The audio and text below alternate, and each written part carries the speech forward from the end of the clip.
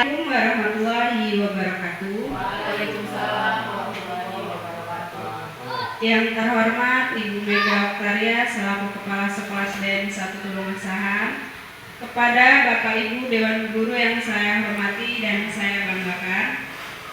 Pertama-tama marilah kita panjatkan rasa syukur kepada Allah Subhanahu wa taala yang mana kita masih diberikan nikmat hingga dapat bertemu atau berkumpul di ruangan ini untuk acara penyampaian destinasi oleh Ibu Mestianawati.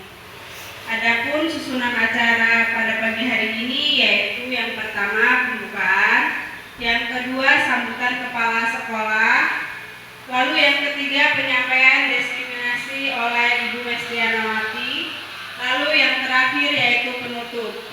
Untuk membuka acara ini, marilah kita bersama-sama memulai dengan membaca lafaz basmalah. Bismillahirrahmanirrahim. Selanjutnya adalah sambutan kepada Ibu Mega Oktaria selaku Kepala Sekolah SDN 1 Tulungasahan. Saya persilakan.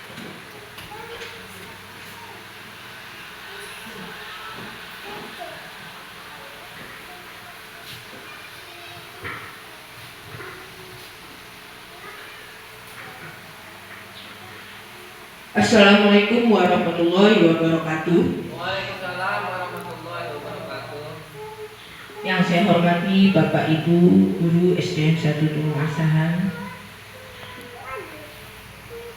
Pertama-tama marilah kita ucapkan puji syukur kita kehadiran Allah Subhanahu wa taala yang mana hari ini kita masih diberi kesempatan nikmat sehat sehingga kita masih berkumpul di sini dalam acara guru kita yaitu Bu Mestianawati dan tak lupa salawat serta salam saya juga agungkan kepada junjungan kita Nabi Muhammad SAW. Bapak Ibu semuanya, hari ini kita berkumpul di sini dalam acara diseminasi menyebarkan pemahaman dan penerapan pengalaman budaya positif oleh Bu Mestianawati sebagai guru penggerak atau calon guru penggerak di SDN 1 Tulungasahan dalam komunitas belajar Laskar Ceria SDN 1 Tulungasahan. Semoga acara lancar dan bermanfaat bagi kita semua. Acara dilanjutkan oleh Bu Mestianawati dan saya akhiri. Wassalamualaikum warahmatullahi wabarakatuh. Oktaria selaku Kepala Sekolah SDN 1 Tulungasahan. Lalu acara yang selanjutnya yaitu penyampaian diseminasi oleh Ibu Mestianawati. Kepada Ibu Mestianawati dipersilakan.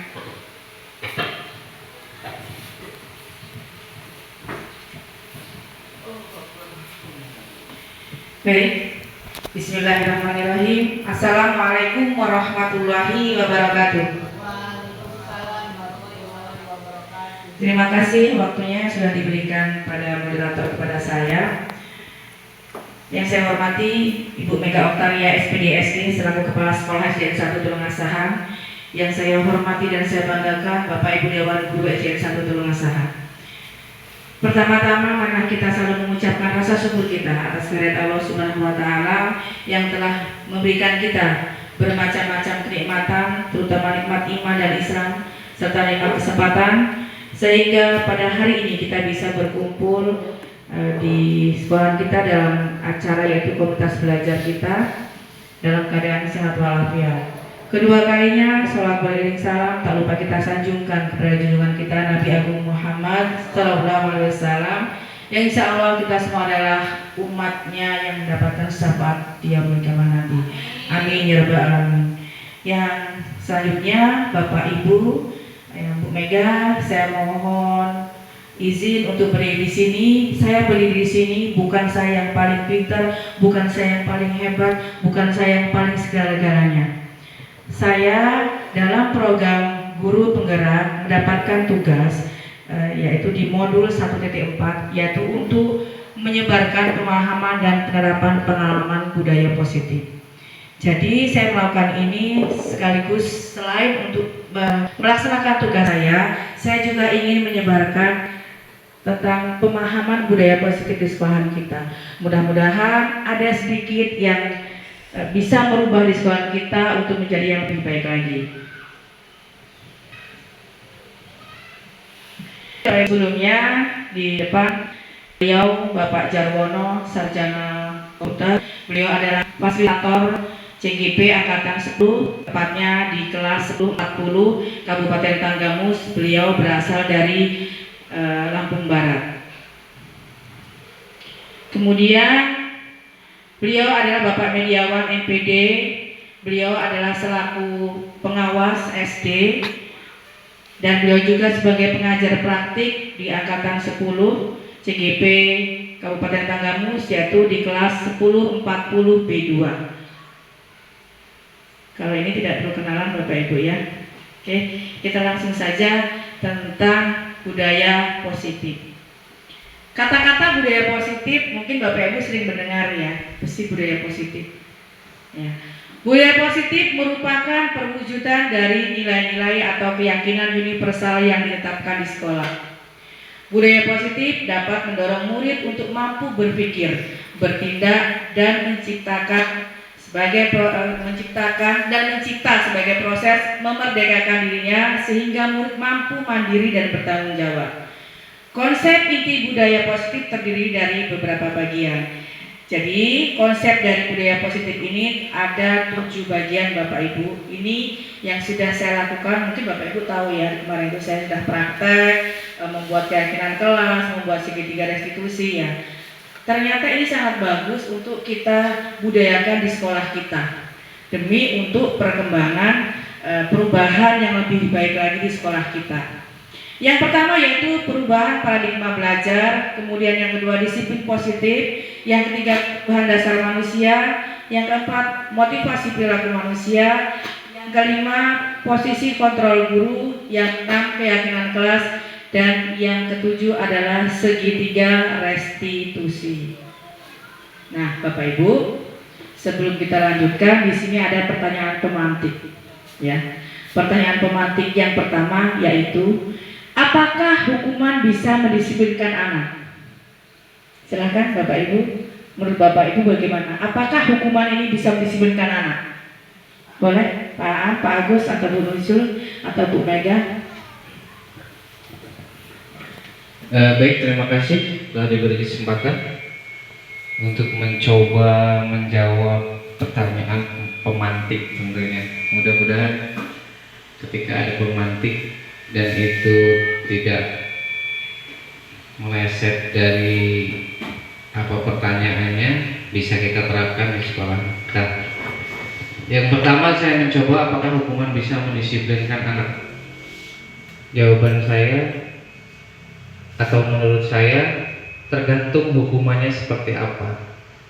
Kalau semisal saya ambil contoh, hukuman yang kita praktekkan di dalam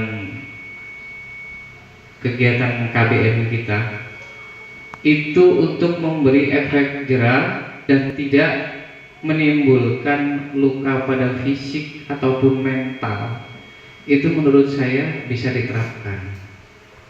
Contohnya ketika anak tersebut setiap hari dalam keberangkatan itu tidak bisa disiplin, dan alhamdulillah anaknya yaitu saja.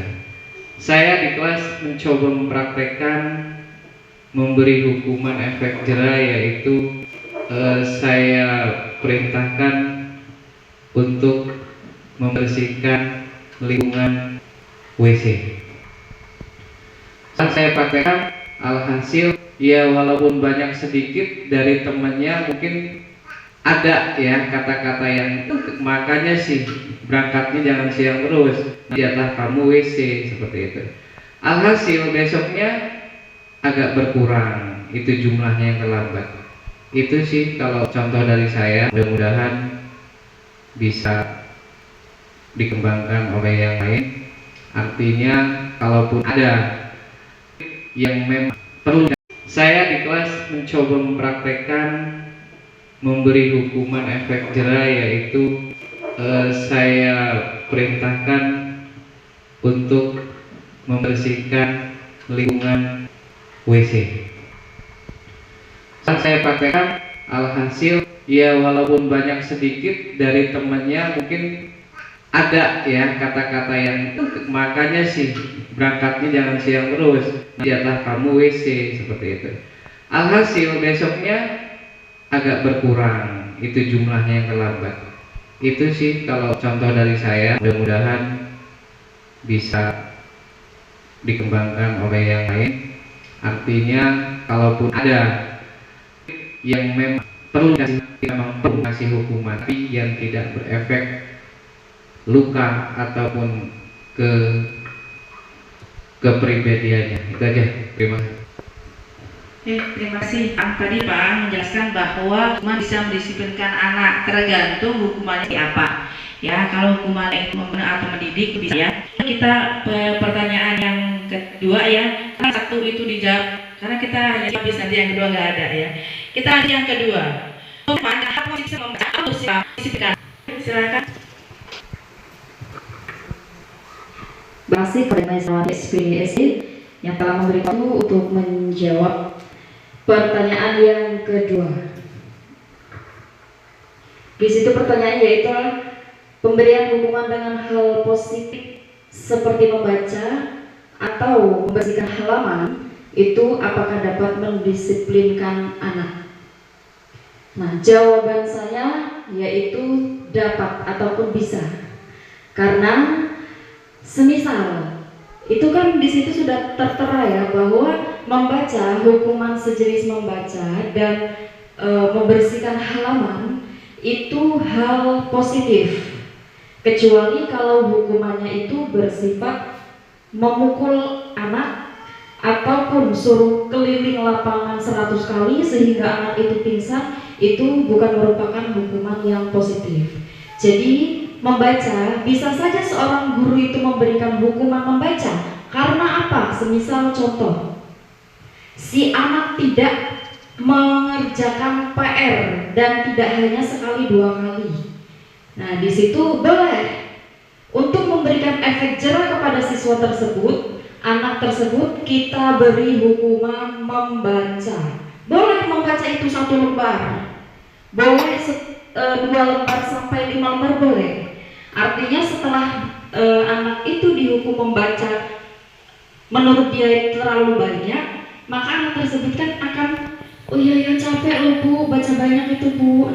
Akhirnya esok harinya anak tersebut bisa mengerjakan PR tepat waktu, itu satu. Kemudian yang kedua, membersihkan halaman.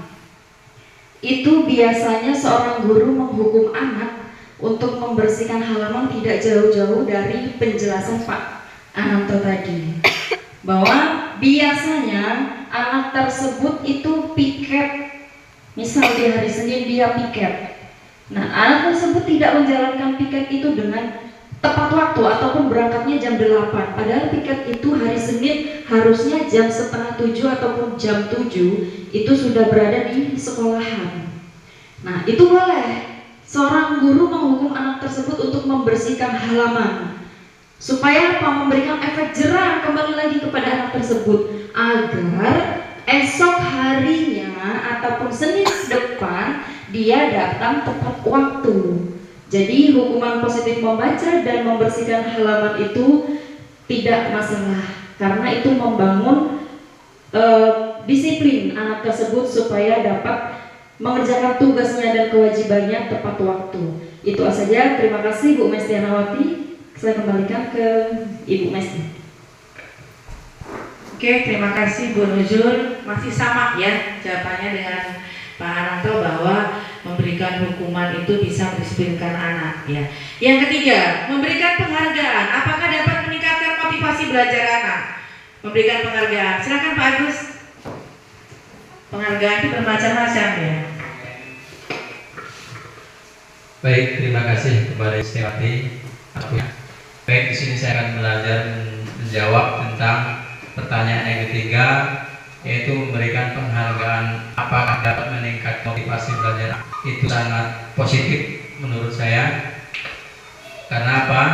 Karena apabila anak dikasih penghargaan, jangankan penghargaannya, ketika kita mengajar, khususnya saya sendiri, yaitu pelajaran agama, ketika ada anak yang menghafal, dia hafal, kemudian kita puji saja, dia akan meningkatkan daya semangat untuk belajar. Itu saya yakin pasti tumbuh di dalam hati anak tersebut.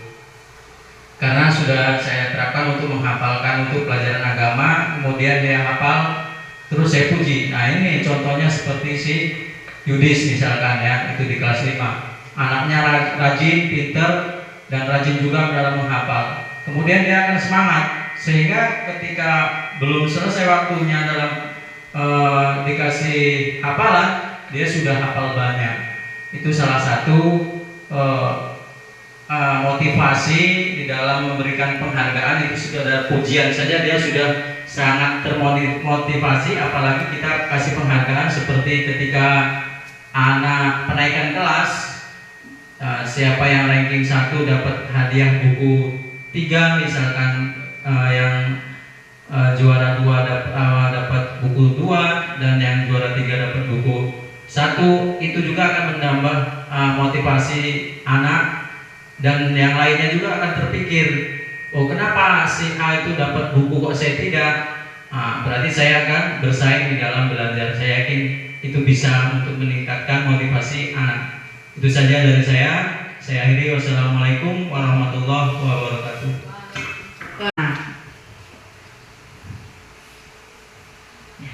Coba Bapak Ibu, sebelum lanjut kita breaking dulu dengan kepalan tangan. Kepalan tangan, Bapak Ibu tangannya ngepal begini, mengepal.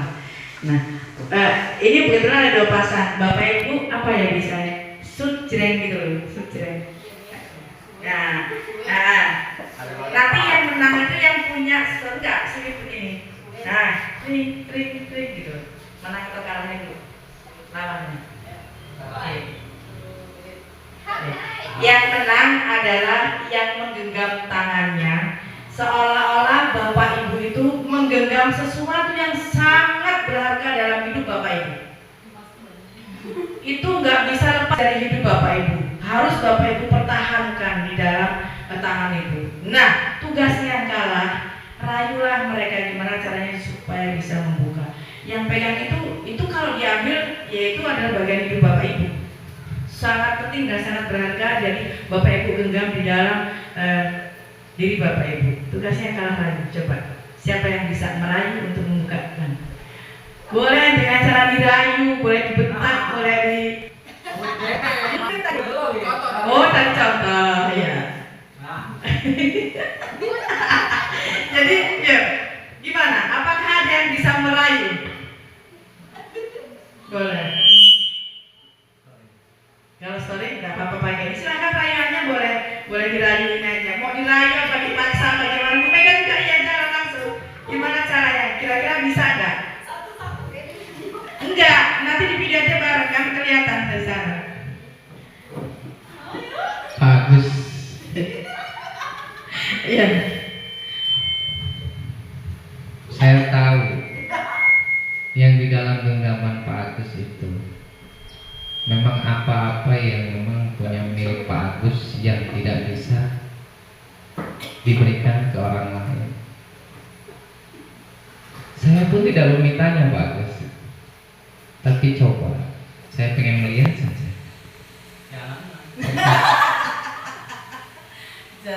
Hanya melihat ketika itu nanti apa isinya. Mungkin saya bisa memilikinya juga gitu. Hanya melihat. Saya tidak pengen memiliki, hanya pengen melihat. Ketika nanti isi itu bisa saya lihat dan saya tahu maknanya dan fungsinya isi itu, saya bisa mencari yang seperti Bapak miliki. Udah mulai kerayu dia, Itu diri Anda sendiri gimana? merasanya Pak Agus.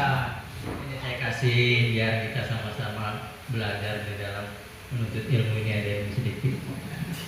Bapak memberikan itu Bapak tumbang, Bapak mati. Oh, Ya. Lele dia sama dengan saya. ya. Gimana? Bisakah merayu dengan rayu ternyata Pak Agus dengan mudah dirayu? Ayo, gimana? Apakah bisa? Menarik ya Pak. Iya, itu. Relasi banget kan ya. Enggak meminta, saya hanya pengen melihat gitu. Kalau saya dirayu seperti apapun, dipaksa seperti apapun, kalau saya nggak mau. Pak Agus sudah tumbang. Pak Anang. Berbagi. Enggak masalah penakal ya. Berbagi. Kalau sama dia enggak beres-beres.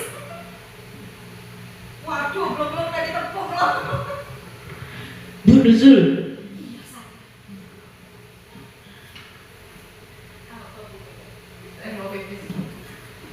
Saya mau minta yang digenggam.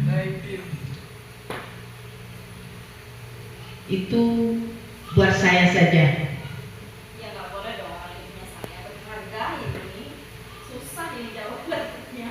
Harus Bu Nuzul. Nggak boleh dong. Itu buat saya. Itu namanya pemaksaan, Bu. Nggak boleh. Karena pelan-pelan tidak dikasih, saya paksa Bu Nuzul. Coba bagaimana cara memaksanya? Bagi Bu Nuzul. Itu 2 genggam. Satu aja genggamnya. Boleh yang kanan, boleh yang kiri. Ini Jadi tinggal separuh. sepertinya ganas banget ini yang cerita ini. Saya mau yang sebelah kanan. Berharga. Kalau tidak sebelah kiri saja Bu Nuzul. Ini sangat berharga. Dua-duanya saya minta. Tidak boleh. Harus. Cuma saya. Ini saya buka. Bu Mega, mohon maaf. Saya buka. Harus bisa. Bagaimana Ibu pasti pemaksaan ini, Bu? Ya, bisa. Jadi dan ya satu tadi sudah. Jadi kita kenapa sih kok SBG-nya kepalang tangan? Pembelajaran dengan paradigma baru. Ilusi. Tadi itu seperti ilusi. Bahwa guru mengontrol murid. Ya, artinya apa? Kenapa kok tadi saya kasih main genggam tangan? Siapakah yang bisa membuka? Kalau tadi Pak Agus dirayu mah, ya, saya nggak yakin itu. Saya nggak yakin kalau dalam dunia nyata dia punya sesuatu dirayu dikasih. Saya nggak yakin. Berarti bisa apa? Pak Agus nggak punya pendirian. Kalau saya itu berharga bagi diri saya, diminta, dipaksa, saya tidak mau. Ya, siapa yang bisa membuka? Bu Nuzul, siapa yang bisa membuka? Iya, betul. Yang bisa membuka adalah diri kita sendiri. Tanpa harus dipaksa, tanpa harus dirayu. Begitu juga dengan ilusi bahwa guru mengontrol murid. Ya, artinya apa? Bukan dari instruksi murid itu sendiri, bukan dari dalam diri sendiri. Betul, di hukum itu berhasil, tapi tingkat berhasilnya hanya kecil. Hanya 0, sekian persen. Buktinya masih ada ya Pak? Iya nggak? Setelah diberi hukuman. Karena apa? Ya karena tadi, ya itu tidak berasal dari dalam diri itu sendiri. Tidak, bukan dari dihukum itu berhasil, tapi tingkat berhasilnya hanya kecil. Hanya 0, sekian persen.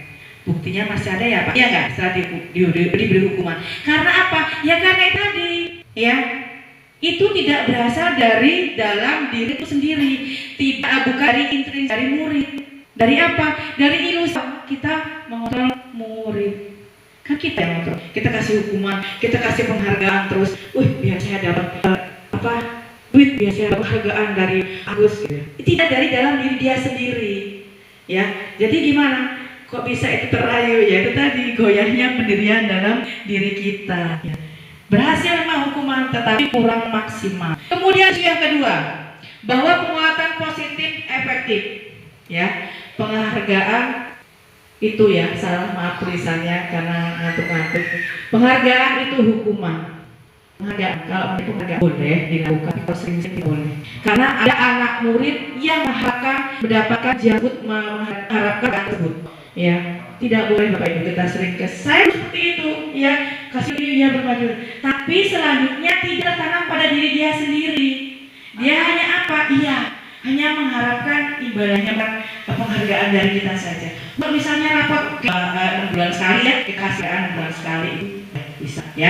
Lanjut, ilusi bahwa membuat merasa bersalah dapat menguatkan karakter. Nah, ilusi ini, ya, ini kalau ketika anak melakukan hukuman, anak ini kita buat merasa bersalah, itu bisa membuat karakter, bisa, tapi sebenarnya kurang bagus juga, ya, itu tidak boleh. Kemudian, ilusi bahwa orang dewasa itu memiliki hak untuk memaksa.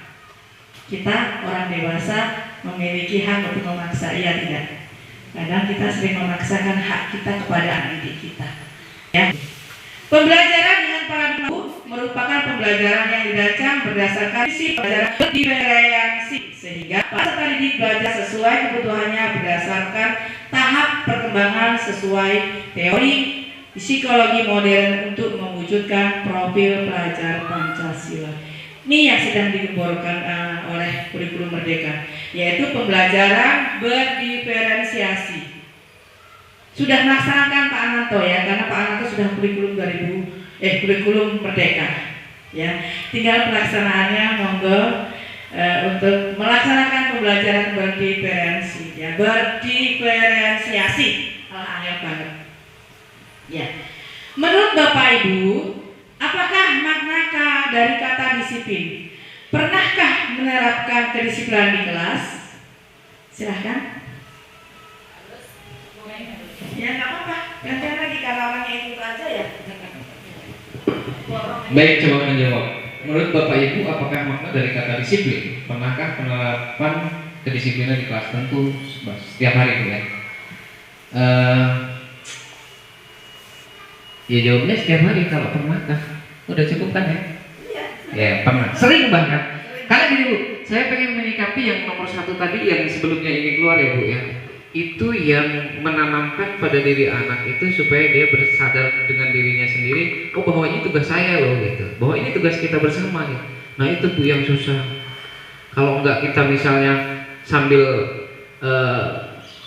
ya kita tahulah seandainya begini, ada murid di kelas saya nih, udah tahu loh piketnya hari itu gitu. Ini yang susah, yang pingin justru yang memang saya pengen itu yang seperti Ibu Mesti ucapkan tadi yang ditulis itu loh ilusinya. Ilusi bahwa guru mengontrol murid gitu. Bukan dari intrinsik dari murid.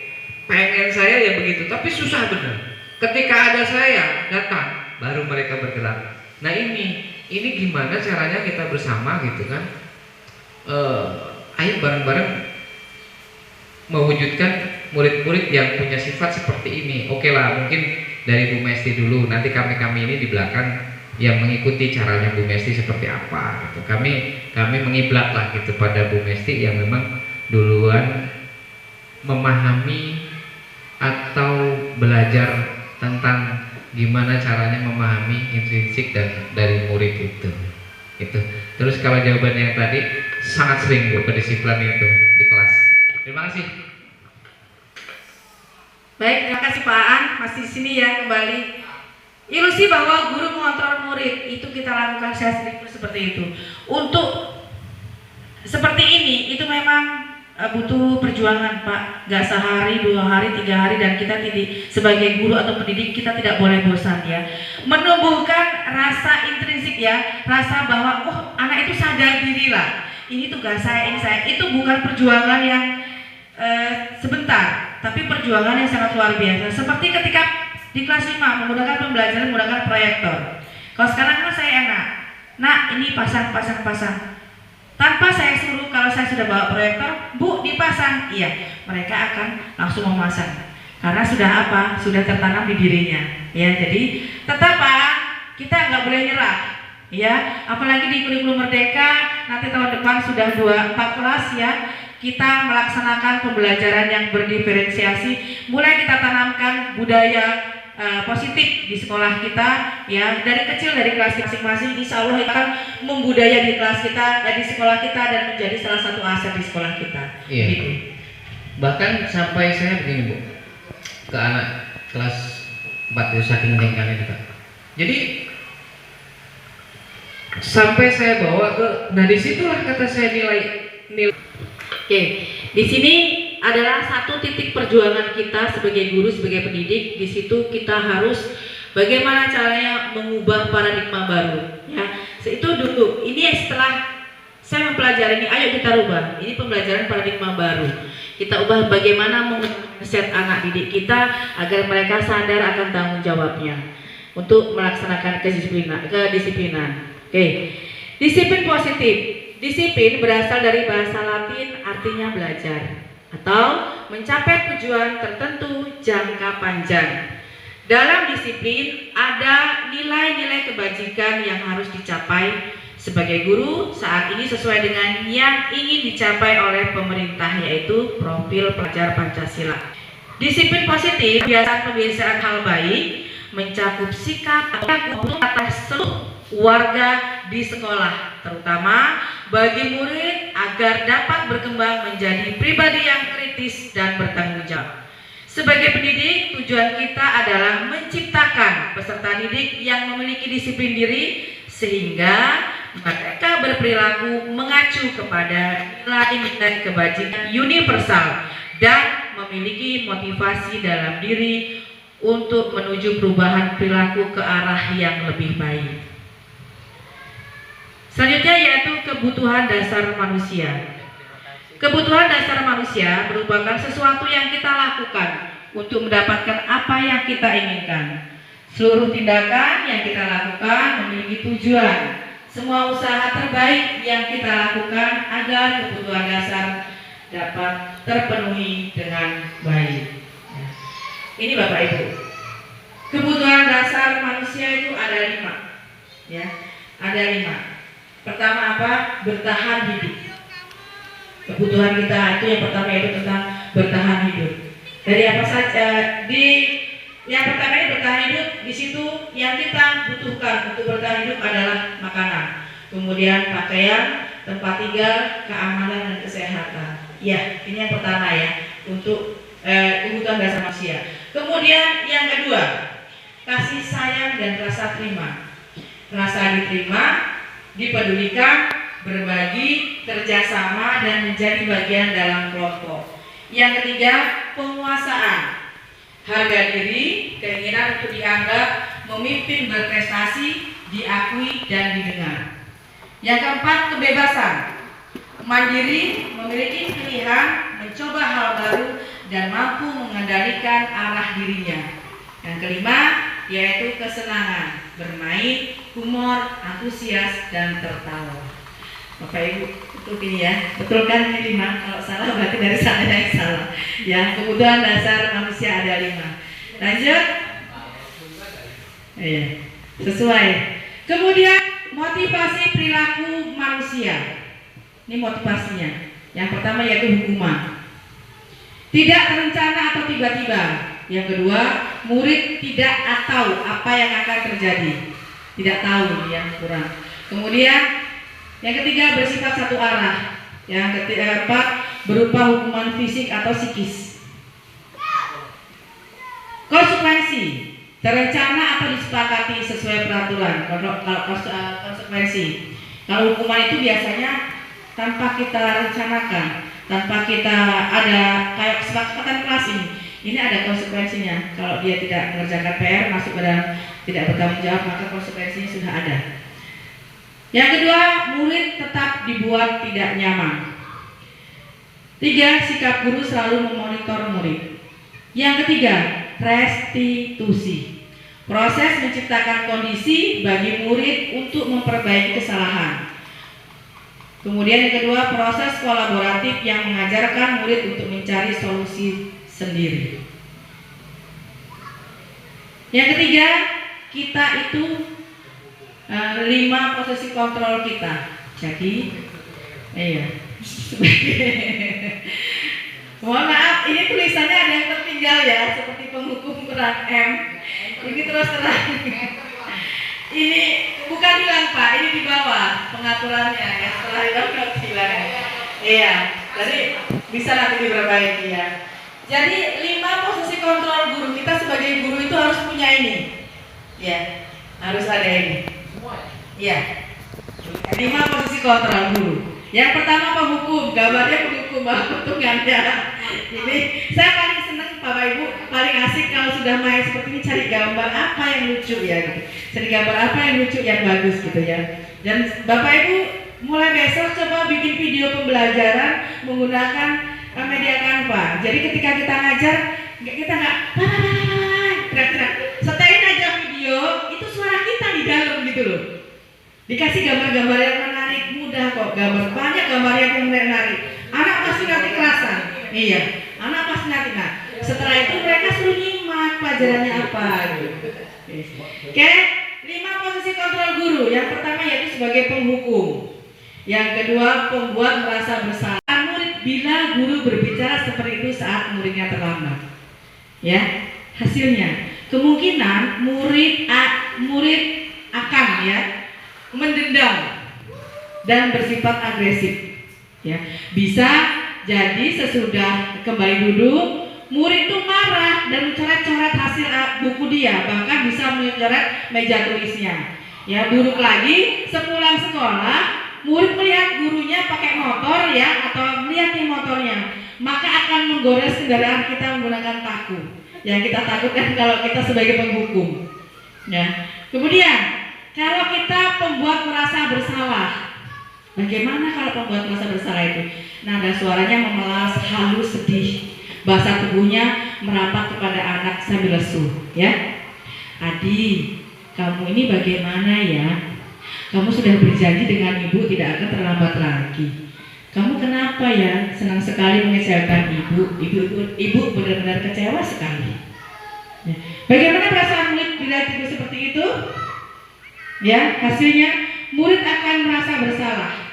Bersalah telah mengecewakan ibu atau bapak gurunya. Murid akan menjadi orang yang gagal dan tidak sanggup membahagiakan orang lain. Kadangkala sikap seperti ini lebih berbahaya dari sikap penghukum. Ya, lebih berbahaya dari sikap penghukum. Karena emosi akan tertanam rapat di dalam murid menahan perasaan. Tidak seperti murid ketika dengan guru penghukum, di mana murid bisa melupakan amarahnya walaupun dengan cara negatif. Ya, murid tertekan seperti inilah yang tiba-tiba meletus amarahnya dan bisa menyakiti diri sendiri atau orang lain. Jadi kalau kita membuat merasa bersalah begini juga kasihan, ya, dia menyimpan emosi yang ada dia simpan, dia tanam, dan suatu saat meledak itu bisa menyakiti diri sendiri juga orang lain. Ketika guru sebagai teman, nada suara ramah, akrab dan bercanda, bahasa tubuh merapat pada murid, mata senyum jenaka. Biasanya Pak Agus nih kalau senyum jenakanya pinter ya. Iya. Adi, ayolah, bagaimana sih kamu? Kemarin kamu sudah janji ke ibu bukan? Kenapa terlambat? Kenapa terlambat lagi? Sambil senyum ringan ya. Ya sudah, tidak apa-apa, duduk dulu sana. Nanti Bu Guru bantu. Ya, sambil senyum-senyum. Bagaimana perasaan murid dengan sikap guru seperti ini? Tentu saja murid akan merasa senang, ya, akan merasa senang. Ini termasuk dampak yang positif. Hanya saja di sisi negatif, murid menjadi tergantung pada guru tersebut. Karena apa?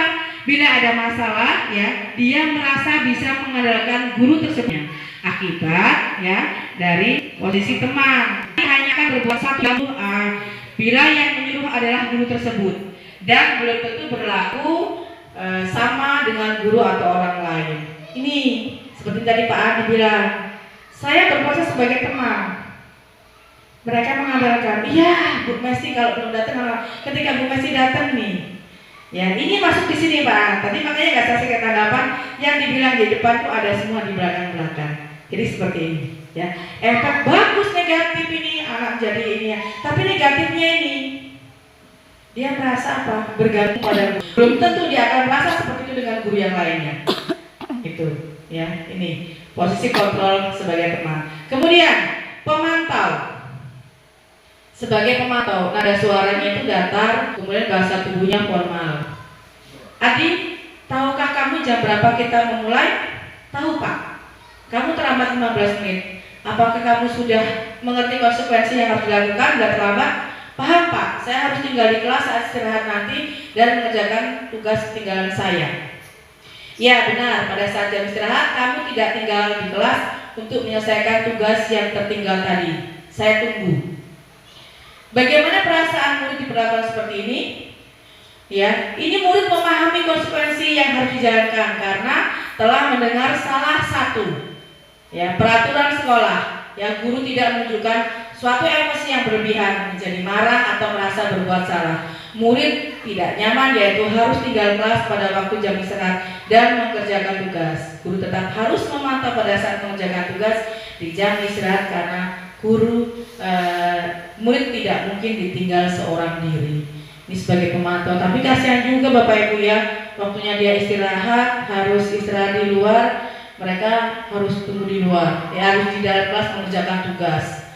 Kemudian yang terakhir, sebagai manajer, nada suaranya tulus, bahasa tubuh tidak kaku, dia kemudian mendekat ke murid. Adi, apakah kamu mengetahui jam berapa sekolah dimulai? Tahu Pak, jam 07.30. Ya, jadi kamu terlambat. Kira-kira bagaimana kamu akan memperbaiki masalah ini? Saya bisa menanyakan teman saya Pak untuk mengejar tugas yang tertinggal. Baik, itu bisa dilakukan. Apakah besok akan ada masalah untuk kamu agar bisa hadir tepat waktu ke sekolah? Tidak Pak, saya bisa hadir tepat waktu. Baik, saya hargai usahamu untuk memperbaiki diri. Lalu bagaimana perasaannya? Hasilnya? Pada posisi manajer, maka suara guru sebaiknya tulus, tidak perlu marah, tidak perlu meninggikan suara, apalagi menunjuk-nunjuk jari ke murid, berkaca pinggang atau bersikap seolah-olah menyesal, tampak sedih sekali akan perbuatan murid, ataupun dengan bersenda gurau menempatkan diri sebagai teman murid.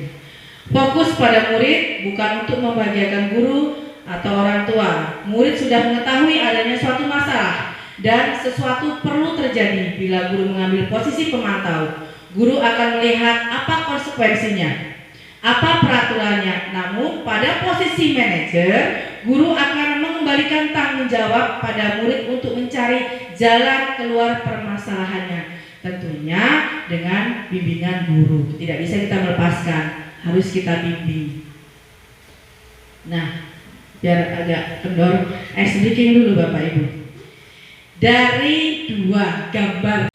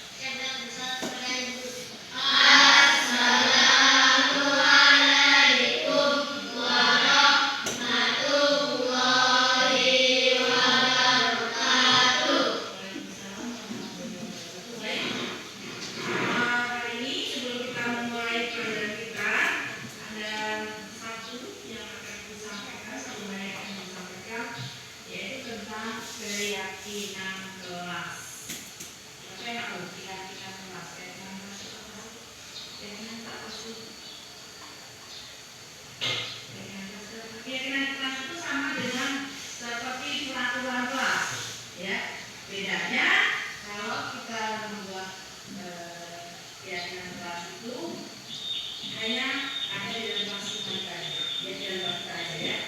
Kesepakatan antara ibu dan anak semua. Keyakinan kelas. Apa sih keyakinan kelas? Ini ada kelas tertib, apa lagi? Kata tertib, kata dampak, kata satu, kata tertib. Yang kelas itu kata tertib, apa lagi? Yang kelas apa? Apa yang di sini tertib? Iya, itu termasuk di sini kan? Di dalamnya itu ada tanggung jawab. Enggak, kata keyakinan kelas itu apa bu? Kata tertib, iya. Aturan, iya, tapi aturan apa lagi? Aturan, terus kesepakatan, iya. Iya, keyakinan kelas itu sama dengan kesepakatan kelas kita atau kesepakatan di kelas kita ataupun aturan untuk di kelas kita. Kenapa kok kita harus buat keyakinan kelas? Biar apa sih? Biar apa sih kita buat keyakinan kelas? Ya? Oh ya. Kenapa kita harus buat keyakinan kelas?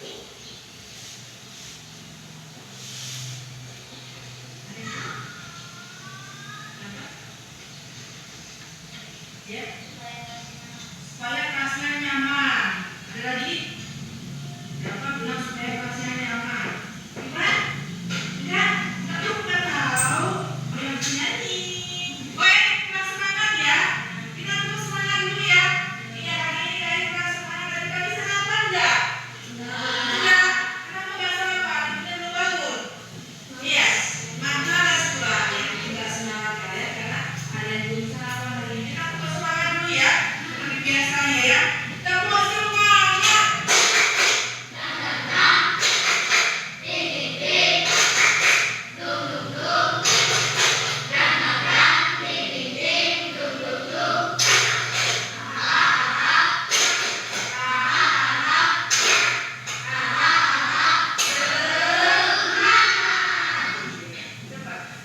Konsentrasi.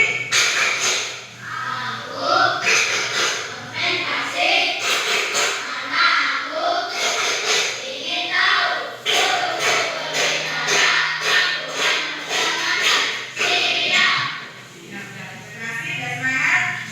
Tadi sampai di mana? Iya, keyakinan kelas. Kenapa kita harus membuat keyakinan kelas? Agar kelas kita aman, agar kelas kita nyaman, aman, nyaman, terus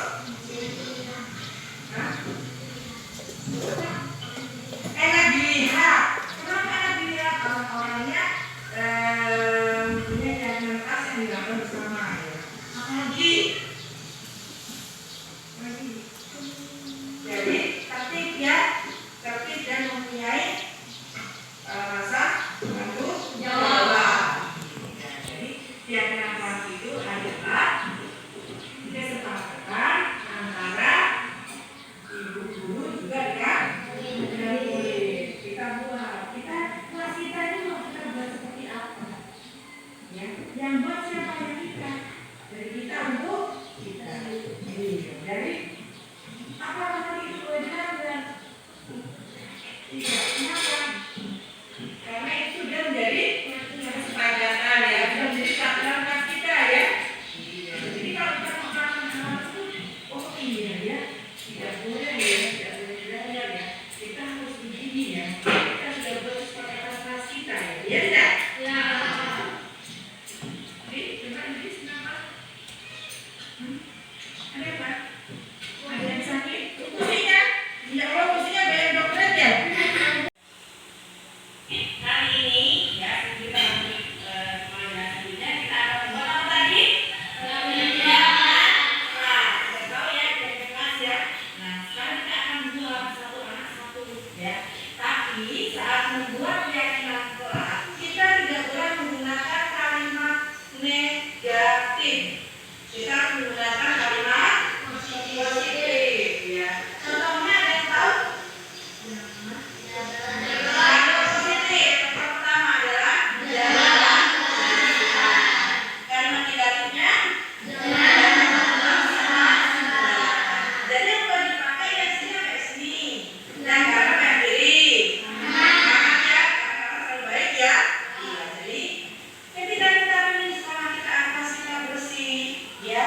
kita boleh menyampaikannya jagalah kebersihan. Contoh kalimat positif yang kedua yaitu saling menghormati, ya betul. Kalimat negatifnya adalah jangan suka mengejek. Iya. Yang ketiga, belajar dengan tertib. Belajar dengan tertib karena negatifnya sudah bisa, yakin pelajarannya sudah bisa. Maksud dari kalimat positif dan kalimat negatif. Nanti akan kembali ke kertas, saya tuliskan ya apa saja yang menurut kalian harus kita buat untuk jadikan kelas kita agar kelas kita tadi pada dapat tertib, aman, nyaman. Ya, sanggup ya? Siap ya? Ayo bagi. Nanti kalau sudah tulis di kertas ini, kalian sampaikan di depan, ya. Ini jangan balik ya. Ini dibawakan.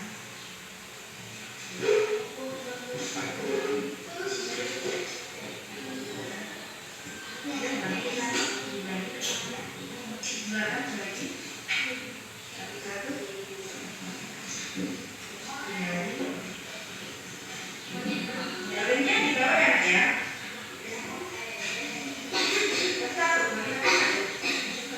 Di situ kalian tulis kira-kira kelas kita itu mau seperti apa, ya. Itu enggak.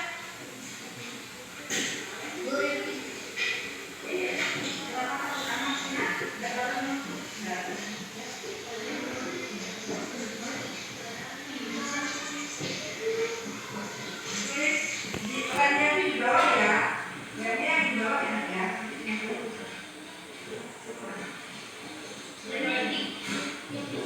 Perannya di bawah.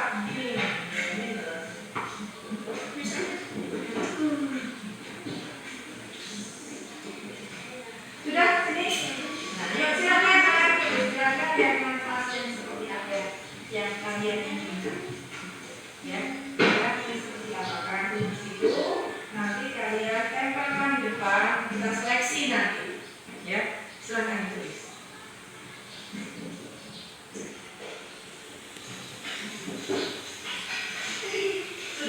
Sudah ada perannya. Tempel silakan mau pasnya kayak gimana di bawah, mau di bawahnya, di atasnya, beda sama daun kamu deketan. Gak apa-apa, suka kalian. Ya. Apa? Ingin apa? Ya. Siapa sih ingin bentuk saya nanti bilang kesininya seperti ini kelas saya ini. Dan saya ingin kelas saya itu terus. Saya ingin kelas saya itu yang tiap hari makan. Ya, pilihnya seperti apa? Saya akan tulis. Kalau sudah, nanti kalau boleh dikasih nama, beritahu. Sudah melihat ya tentang bagaimana penerapan keyakinan kelas dalam kelas, membuat keyakinan kelas atau kesepakatan kelas. Awal mula kesepakatan, nanti ubah ke keyakinan. Ya, kalau keyakinan ini sudah terpatri atau ada di dalam diri kita. Insya Allah silakan dilaksanakan Bapak Ibu. Selanjutnya sedia restitusi. Sedia ada suatu proses dialog oleh guru atau orang tua agar dapat menghasilkan murid yang berbeda. Jika membantu murid disiplin positif dan memberi setelah berbuat salah. Dan kesalahan namun belajar. Stabilkan identitas ya. Dalam restitusi, segitiga restitusi itu ada 3. Yang pertama yaitu stabilkan identitas. Berbuat itu manusiawi, tidak apa, manusia tidak ada yang sempurna. Bapak Ibu juga pernah melakukan kesalahan itu. Ibu tidak tertarik mencari siapa yang salah, tapi Bapak Ibu ingin mencari solusi dari permasalahan itu. Kamu berhak merasa seperti itu. Kemudian reaksi tindakan yang salah. Kamu punya alasan mengapa melakukan hal itu, padahal kamu bisa melakukan yang lebih buruk dari itu. Ya. Kamu patut bangga pada diri sendiri karena kamu telah melindungi sesuatu yang paling penting buat kamu. Menanyakan keyakinan. Apa keyakinan kelas kita? Nilai-nilai apa yang kita sepakati? Seperti apa gambaran kelas yang ideal menurut kalian? Kamu mau jadi orang yang seperti apa? Oke? Terima kasih. Namun setelah ini ya Bapak Ibu, ya, ada di terakhir ini saya akan menampilkan video penerapan dari restitusi di dalam kelas kita. Lagi ngapain? Sibuk apa ini?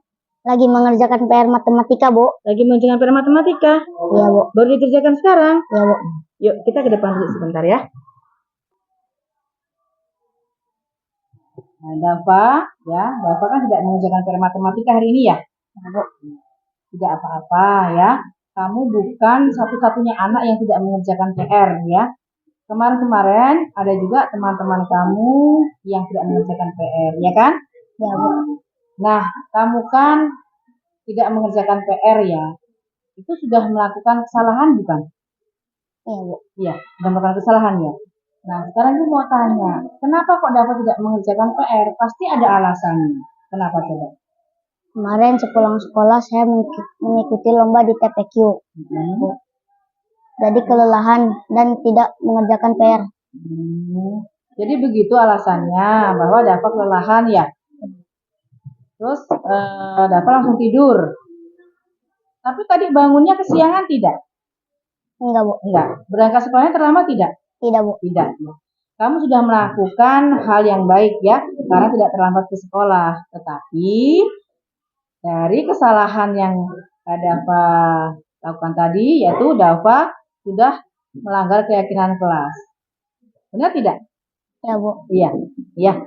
Sudah melanggar ya? Ya, Bu, saya sudah melanggarnya. Iya. Kira-kira keyakinan kelas yang mana yang sudah dilanggar sama Dava? Tidak bertanggung jawab dengan tugas yang diberikan. Nah, menurut kamu, ya ini menurut Dava nih, sikap tanggung jawab itu penting atau tidak? Penting, Bu. Penting ya? Iya. Kalau Dava sudah tahu bahwa itu penting ya, kira-kira Dava akan melakukan apa ke depannya untuk memperbaiki kesalahan tersebut? Saya akan bertanggung jawab atas tugas yang diberikan, seperti mengerjakan PR di rumah. Bagus ya. Setelah kamu memperbaikinya, kira-kira kamu akan jadi orang seperti apa ke depannya? Saya akan menjadi orang yang bertanggung jawab dalam segala hal, sukses di masa depan. Bagus ya. Kamu sudah tahu apa yang harus kamu lakukan. Sekarang Dava boleh duduk lagi di tempat duduknya dan bersiap mengikuti pelajaran selanjutnya ya. Assalamualaikum warahmatullahi wabarakatuh. Perkenalkan, nama saya Dava Zulanto, kelas 5 dari SDN 1 Tulungasahan. Saya merasa senang karena saat saya tidak mengerjakan PR, saya tidak dimarahi dan dihukum sama Bu Mesti. Saya tadi hanya diajak diskusi dan diajak untuk memperbaiki kesalahan saya. Terima kasih Bu Mesti. Wassalamualaikum warahmatullahi wabarakatuh. Dari Guru Piket bahwa Wildan hari ini terlambat dan katanya Wildan sudah sering terlambat ya? Iya, Bu. Iya, sudah berapa kali Wildan terlambat datang ke sekolah? 6 kali, Bu. Sudah 6 kali. Berarti 1 minggu itu ya? Full. Iya. Sering terlambat itu suatu kesalahan bukan menurut Wildan? Iya, Bu. Iya, menurut Wildan itu sudah melakukan kesalahan ya? Iya. Melakukan kesalahan itu adalah hal yang manusiawi ya. Setiap manusia pasti pernah melakukan kesalahan. Yang terpenting kita bisa belajar ya dari kesalahan tersebut dan berusaha untuk memperbaiki. Gimana? Setuju? Setuju. Nah, kalau gitu kita cari solusinya ya. Wildan sering datang terlambat, pasti ada alasannya. Kenapa Wildan kok sering datang terlambat ke sekolah?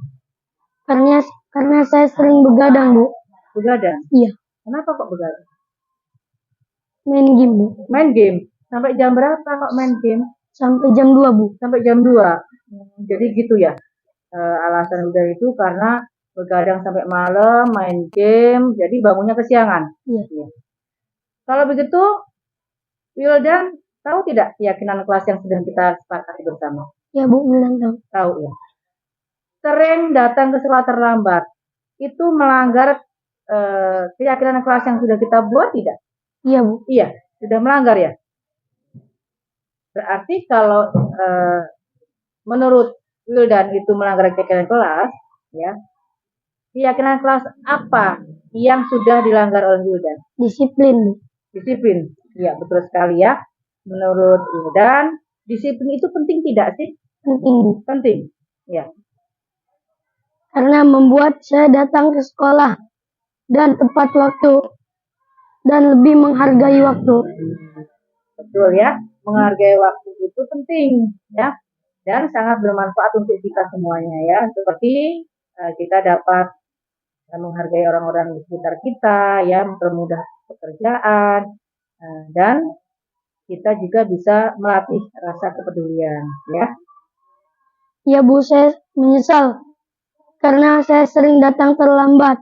Saya mohon maaf karena saya sering datang terlambat. Ya, sudah sikap yang sangat baik ya, sudah dimaafkan ya. Kamu sudah melakukan dengan cara meminta maaf ya. Menurut Wildan, apa yang harus Wildan lakukan agar Wildan tidak datang terlambat ke sekolah lagi?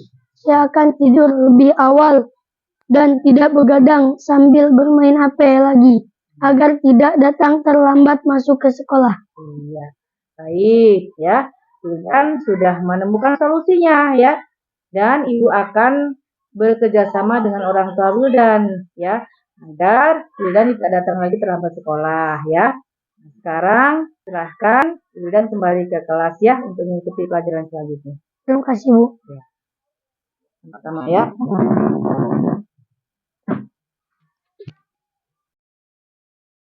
Assalamualaikum warahmatullahi wabarakatuh. Nama saya Wildan Mabubin dari SDN 1 Tulungasahan. Terima kasih Bu Misti. Saya sangat senang sekali diajak diskusi dengan Ibu untuk menemukan solusi atau masalah yang sudah saya lakukan.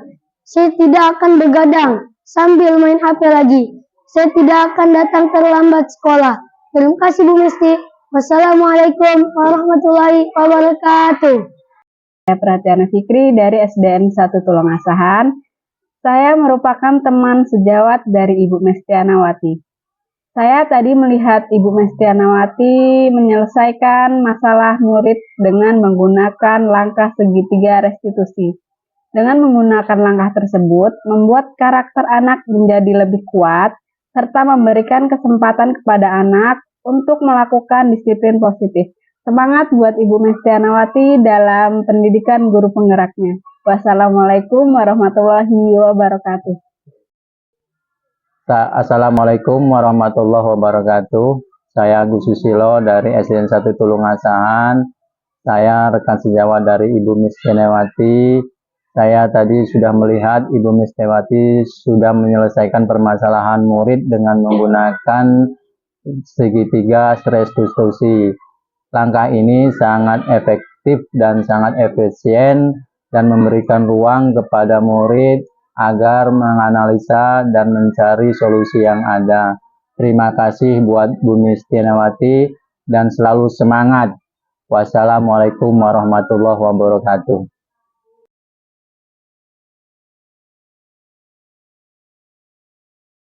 Bapak Ibu tadi sudah melihat ya tampilan dari video penerapan restitusi, segitiga restitusi di dalam sekolah kita, bagaimana cara menyelesaikan masalah dengan anak murid kita sebagai guru Bapak Ibu ya. Hingga yang terakhir yaitu acara penutup ya. Sebelum acara ini ditutup ya, saya ingin sedikit memberi oleh-oleh. Oleh-olehnya apa? Tidak minta oleh. Biasanya kan kayak gitu, saya tidak minta oleh-oleh Bapak Ibu. Beritanya apa? Kita sebagai guru tetap harus semangat. Kita tidak boleh menyerah walaupun Bapak Ibu ya, susah Bu, setiap hari loh kita begini-begini, sudah setiap hari loh kita memberikan anak, tetapi masih saja anak itu kembali lagi seperti itu. Ya, sabar, kita konsisten, jangan menyerah ya. Oke, sebelum saya tutup ada sedikit kata-kata motivasi dari untuk diri saya sendiri, mudah-mudahan juga itu bisa dijadikan motivasi untuk Bapak Ibu juga ya. Dengan sikap positif, setiap tantangan adalah peluang. Setiap rintangan adalah pelajaran dan setiap kegagalan adalah langkah menuju kesuksesan. Setiap tindakan kecil yang positif adalah batu bata untuk membangun tembok kekuatan dan kebahagiaan bersama. Jangan lihat ujian sebagai rintangan tetapi sebagai peluang untuk menunjukkan apa yang telah kamu pelajari. Jangan berhenti belajar karena kehidupan tidak pernah berhenti mengajar. Bunga mawar, bunga selasih, warnanya cerah, tiada duanya. Cukup sekian dan terima kasih. Semoga tidak ada yang bertanya. Umur kakek sudah menua, namun tetap mencari kekasih. Semoga bermanfaat untuk kita semua. Saya undur diri dan terima kasih. Saya akhiri wabillahi taufiq wal hidayah. Wassalamualaikum warahmatullahi wabarakatuh.